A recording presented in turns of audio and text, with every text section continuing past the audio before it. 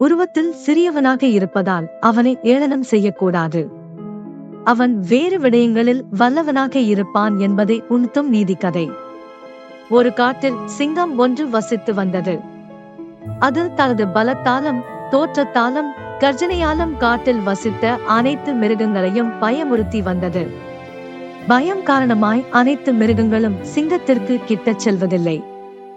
சிங்கத்தை கண்டால் பயந்து ஓடிவிடுகின்றன. ஆனால் ஒன்று பயமின்றி சிங்கத்தின் மீது வந்து அமர்ந்தது. அதை பார்த்ததும் சிங்கம் கோபமுற்று கர்ஜனை செய்தபடியே, உன்னை என் பற்களால் கடித்து குதறுவேன், நகங்களால் விராண்டுவேன், நசுக்கி பொசுக்கி போடுவேன் என்றது. அதற்கு நீ பலசாலியாய் இருக்கலாம், உன்னை பார்த்து மற்ற மிருகங்கள் பயப்படலாம். ஆனால் நான் பயப்பட மாட்டேன்.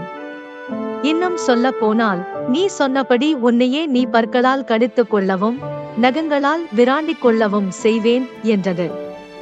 இதை கேட்ட சிங்கம் கோபத்துடன், ஏழுமாயின் அதைச் செய் என் சவால் விட பறந்து வந்து சிங்கத்தின் முதுகில் அமர்ந்து அதை கடித்தது.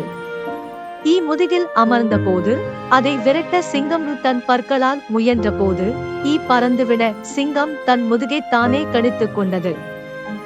சிங்கத்தின் முகத்தில் அமர்ந்த போது அதை விரட்ட தன் கால் நகங்களால் முயல பறக்க சிங்கம் தன் நகங்களால் தன் முகத்தையே விராண்டிக் கொண்டது.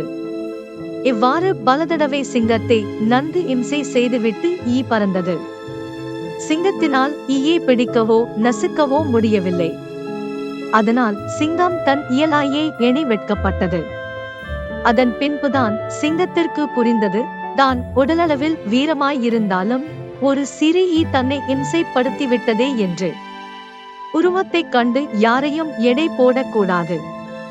இதைத்தான் வள்ளுவரும் உருவகன் தெல்லாமை வேண்டும் உருள் பெருந்தேர் கச்சாணி என்னார் உடைத்து என்றார். பொருள் உருவத்தால் சிறிதாக இருந்தாலும் அதை கேலி செய்து அலட்சியப்படக்கூடாது. பெரிய தேர் ஓட காரணமாய் இருப்பது சிறிய அதன் அச்சாணியே.